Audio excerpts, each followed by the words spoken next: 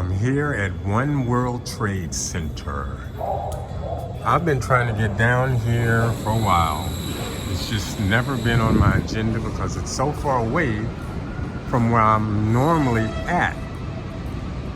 So I said today, I had my reasons. I said, I'm gonna come down here and see where it was all at.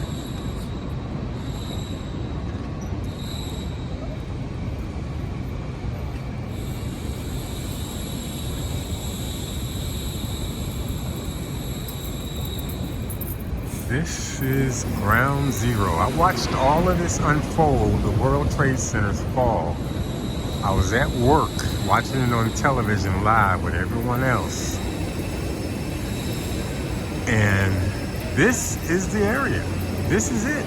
This is the spot where all that debris fell. All those people running, all that debris, all that death, despair and destruction was right here. This is where it all started. Ground zero. Ground zero World Trade. There's the building itself. Well, that's the replacement building. This is the actual spot where one of the towers, I don't know which one, I have to look at the billboard. One of the towers actually stood right here. This is what they've got right now in this place. And these are those famous buildings that were next to the towers.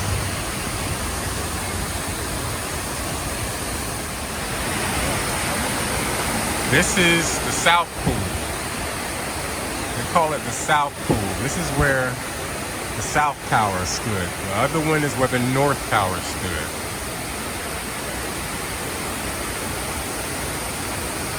This is where it all went down, right here.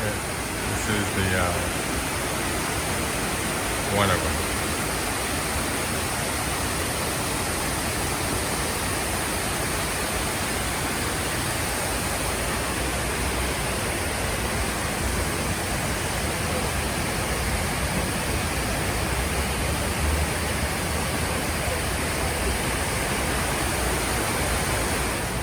I just got finished talking to a lady that was here. I should have interviewed her. I should have put her on camera. I did not think about it.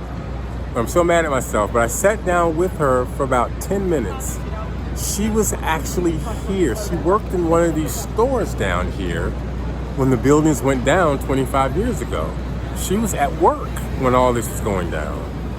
And we and her sat down. She told me about when it started and how it took about 3 years, she said, before all of this stuff was back to normal and looking like a city again. But she said at the first, when they first opened it back up, the smell, she said they were still digging and they were still digging up bodies and the smell of death and dead flesh was still in the air. But she said, she was almost in tears. She said she couldn't come back down here for a long time because of the memories and the stress that it brought back to her. So to actually speak to someone that was actually part of it, it's interesting. Now I should have put her on tape. I didn't think about it, but nonetheless, it was an interesting interview to listen to sit there and listen to her talk about this. And something else I noticed about that area is that there's this sacred feeling about it. When I was over there, in the area, the entire area where the two towers were and the whole block of where the new building is, it was very sacred. There's a sacred energy there that I can't explain. But it's an energy, it's a feeling that it's not to be mixed with, I was going to panhandle there, but then it just didn't feel right. It just didn't feel right. And then I looked around and I didn't see no one else around that area panhandling.